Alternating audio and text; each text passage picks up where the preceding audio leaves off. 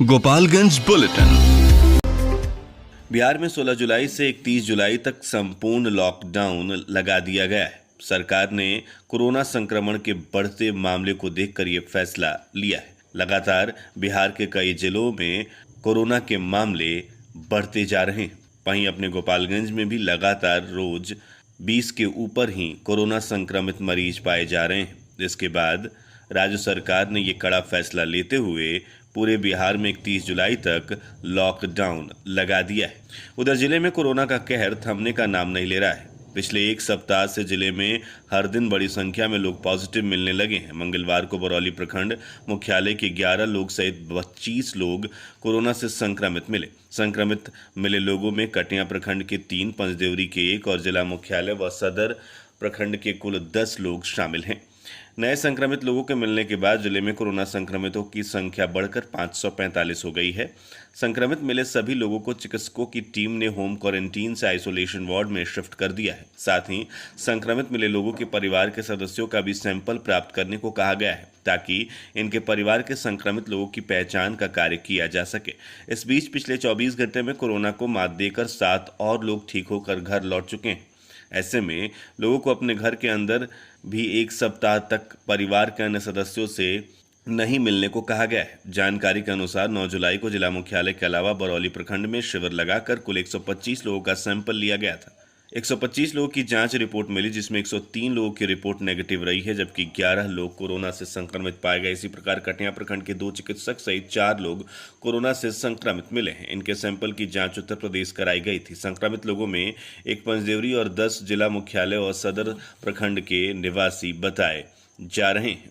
उधर पंचदेवरी में गुजरात से आया युवक कोरोना पॉजिटिव मिला है, जिससे यहां दहशत है। मरीजों की संख्या पूरे प्रखंड में बढ़कर 14 हो गई है, जबकि 11 ठीक हो चुके हैं। पंचदेवरी में सोमवार की देर शाम हररवा गांव में कोरोना पॉजिटिव मरीज पाया गया। अब प्रखंड में कोरोना मरीजों की संख्या 14 हो गई है, जिसमें 11 पहले ही ठीक हो चुके हैं। अब भी 3 मरीज में कोरोना पॉजिटिव एक्टिव है। वीडियो डॉक्टर आनंद कुमार विभूति ने बताया कि कोरोना मरीज गुजरात से 7 जुलाई को गांव आया था। वो अपने घर पर रहता था। इसी दौरान थर्मल स्क्रीनिंग के दौरान 9 जुलाई को उसमें सर्दी, खांसी, बुखार जैसे लक्षण मिले तो स्वास्थ्य विभाग ने पंचदेवरी हाई स्कूल पर कैंप में उसका सैंपल लिया, जिसकी रिपोर्ट 13 जुलाई सोमवार की देर शाम पॉजिटिव पाई गई है। वीडियो ने बताया कि देर शाम तक इलाज के लिए इसे आइसोलेशन सेंटर गोपालगंज भेज दिया गया है। उधर भाजपा नेता पंचदेवरी के पूर्व ब्लॉक प्रमुख रवि प्रकाश मणि त्रिपाठी का कोरोना जांच नेगेटिव आया है, जिससे परिजन सहित पार्टी कार्यकर्ताओं ने राहत की सांस ली है। भाजपा के जिला उपाध्यक्ष और जिला विधि संघ के ऑडिटर रवि प्रकाश मणि त्रिपाठी का कोरोना जांच के लिए सैंपल शनिवार को लिया गया था। इसके बाद इनकी रिपोर्ट नेगेटिव आई है। गोपालगंज जिले में वाल्मीकि नगर बैराज से अधिकतम पानी छोड़ा जा रहा है, जिससे बाढ़ की संभावनाएं लगातार बढ़ती जा रही हैं। सोमवार को 3,39,000 क्यूसेक पानी छोड़ा गया। रात 3 बजे पानी छोड़ा गया। लगातार तटबंधों पर दबाव भी बढ़ रहा है और गंडक नदी के बढ़ते जलस्तर को लेकर प्रशासन अलर्ट पर है। वहीं हमारे माझागढ़ संवाददाता ने जानकारी दी है कि माझा में बाढ़ प्रभावित क्षेत्रों का विधायक ने दौरा किया है। एनडीआरएफ की टीम के साथ विधायक ने प्रखंड के दर्जनों गांव का दौरा किया। तटबंध के साथ नदी के निचले हिस्सों में बसे लोगों का भी उन्होंने जायजा लिया। हमारे संवाददाता सुधीर प्रसाद श्रीवास्तव ने जानकारी दी कि मौके पर वीडियो अजित कुमार, सीओ शाहिद अख्तर भी मौजूद रहे। उधर वीडियो अजित कुमार की पहल पर एनडीआरएफ की टीम ने कमान संभाल ली है। माझा के बाढ़ग्रस्त पंचायत ने मुहैया का जायजा लिया गया है। लोगों को सुरक्षित स्थानों पर पहुंचाने के लिए एनडीआरएफ काम कर रही है। भाजपा के विधायक मिथिलेश तिवारी ने सिकटिया फैजुल्लापुर सारण बांध का निरीक्षण किया। तटबंधों के अंदर बसे ग्रामीणों को सुरक्षित स्थान पर पहुंचाने का निर्देश दिया गया है। बाढ़ राहत सामग्री उपलब्ध कराने को लेकर अधिकारियों से उन्होंने बात की है। पूर्व विधायक और जदयू प्रदेश महासचिव मंजीत सिंह ने सिकटिया रिंग बांध के रिसाव स्थल का जायजा लिया। खुद रिसाव और कटाव निरोधी कार्य में मरम्मती भी शुरू की। सैकड़ों कार्यकर्ताओं के साथ उन्होंने बांध की मरम्मती की है। उधर माझागढ़ में गंडक नदी में आई उफान तथा सारण तटबंध पर पानी के बढ़ रहे दबाव के कारण माझा प्रखंड के पुरैना गांव के समीप सारण तटबंध में रिसाव शुरू होता देखकर ग्रामीणों की होश उड़ गया है। उन्होंने कई बार ये गुहार लगाई है कि रिसाव को जल्दी से बंद किया जाए। अगर रिसाव बंद करने में प्रशासन सफल हो जाता है तो दर्जनों पंचायत बाढ़ से बच जाएंगे। अगर रिसाव पर काबू नहीं पाया गया और बांध टूट गया तो पुरैना, भैंसई, कोइनी, मधुसर, जगन्नाथ, छबई, माझा, पूर्वी पश्चिमी सहित दर्जनों गांव के लोग बाढ़ की विभीषिका में घिर जाएंगे, जिसके कारण ग्रामीण भयभीत हैं। उधर बाढ़ का पानी माझा के कई पंचायतों के गांवों में घरों में प्रवेश कर रहा है। अंचल पदाधिकारी शाहिद अख्तर ने नाव से गौसिया तथा निमुया पंचायत में जाकर जांच की। जांच के दौरान घरों में बाढ़ के पानी के प्रवेश करते हुए देखकर बाढ़ प्रभावित गांव की जानकारी जिला प्रशासन को अवगत कराया गया, ताकि बाढ़ पीड़ितों को राहत पहुंचाई जा सके, सुरक्षित स्थान पर पहुंचने वाले समुचित व्यवस्था की जा सके। उधर झरई नदी का जलस्तर भी बढ़ गया है और कटाव का खतरा भी बढ़ रहा है। झरई नदी के किनारे बसे ग्रामीण दहशत में है। ग्रामीणों ने बांध बंधवाने और मिट्टी भरवाने के कार्य के लिए गुहार लगाई है, लेकिन अभी तक कोई सुनवाई नहीं हुई है। मीरगंज के नारापट्टी गांव का मामला बताया जा रहा है, जहां से झरई नदी गुजरती है। लगातार हो रही बारिश के बाद झरई नदी में उफान आ गया है, जिससे नदी के किनारे बसे गांव के लोगों में दहशत है। उधर बाढ़ में फंसी गर्भवती महिला की हालत खराब होने का मामला प्रकाश में आया है। दर्द से बेचैन महिला की अभी तक मदद नहीं की गई है। सदर अस्पताल पहुंचने का कोई भी साधन वहां उपलब्ध नहीं है। सदर ब्लॉक के खाफ मकसूदपुर का मामला बताया जा रहा है। वर्षा टाइम्स मिलने तक महिला तक मदद नहीं पहुंची थी। बकाया वेतन भुगतान सहित विभिन्न मांगों को लेकर जिला शिक्षा कार्यालय परिसर में 5 दिन से अनशन पर बैठे शिक्षक सत्येंद्र कुमार की सोमवार की रात हालत खराब हो गई। इसकी जानकारी मिलने पर अनशन स्थल पर स्वास्थ्य जांच के लिए पहुंची चिकित्सकों की टीम ने शिक्षक के हड़ताल के बाद उनकी हालत गंभीर देखकर उन्हें सदर अस्पताल में भर्ती कराया।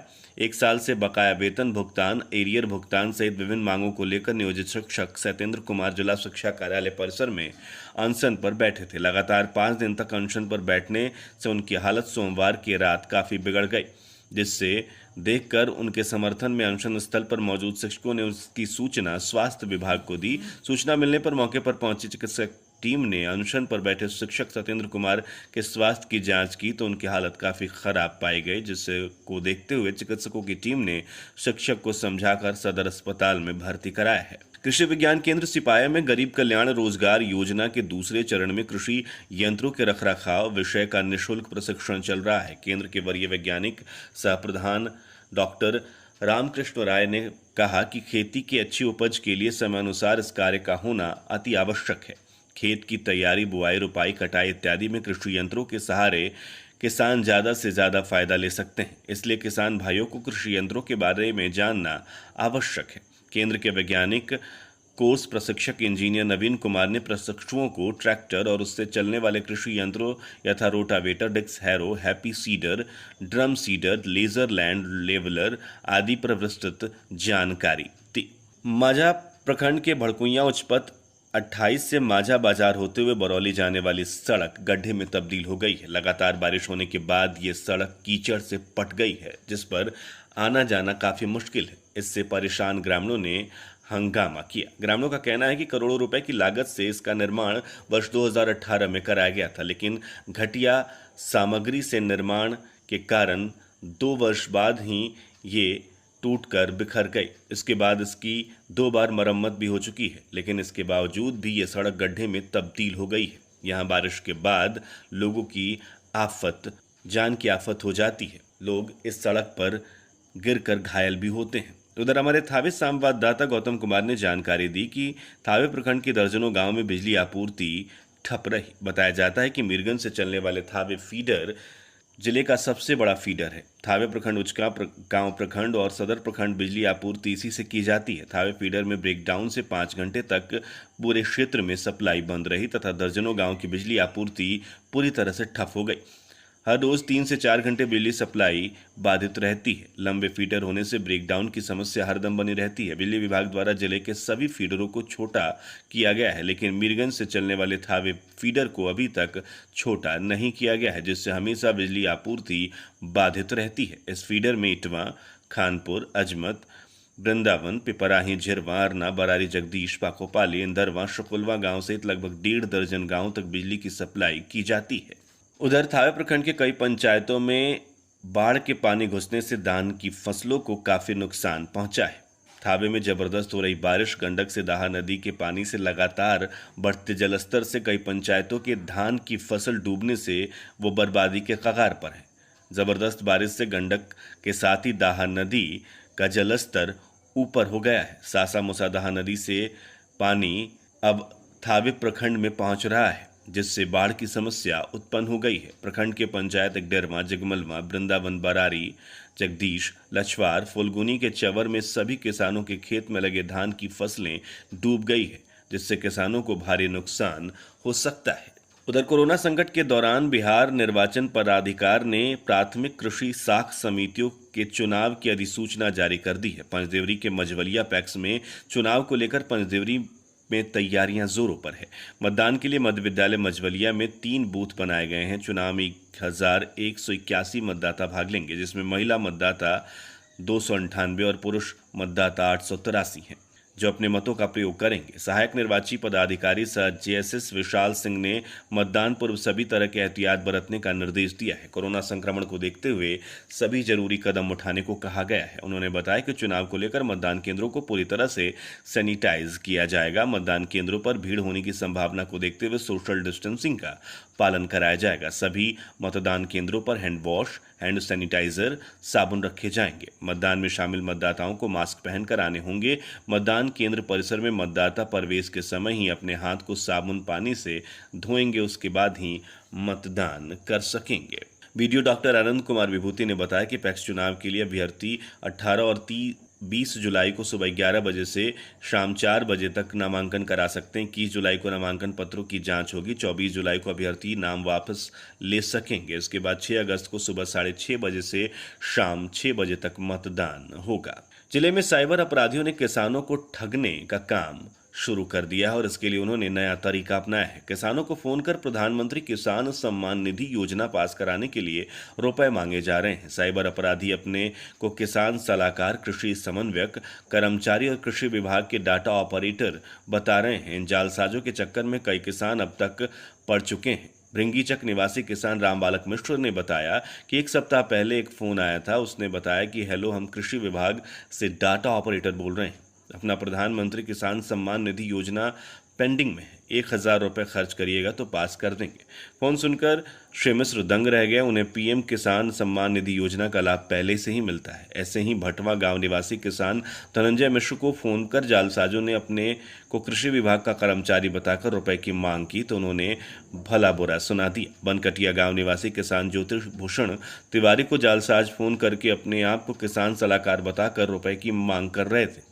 उन्होंने बीओ से शिकायत की तो पता चला कि फोन फर्जी है। इस संबंध में कृषि समन्वयक सुनील कुमार सिंह ने बताया कि किसानों से फोन कर साइबर अपराधी जालसाजी कर रहे हैं। दर्जनों किसानों ने इस बात की शिकायत की है। कोरोना काल में साइबर अपराधी सक्रिय हैं, किसानों को बच के रहना होगा। कृषि कार्यालय की ओर से कोई भी कर्मी फोन कर रुपयों की मांग नहीं करता है।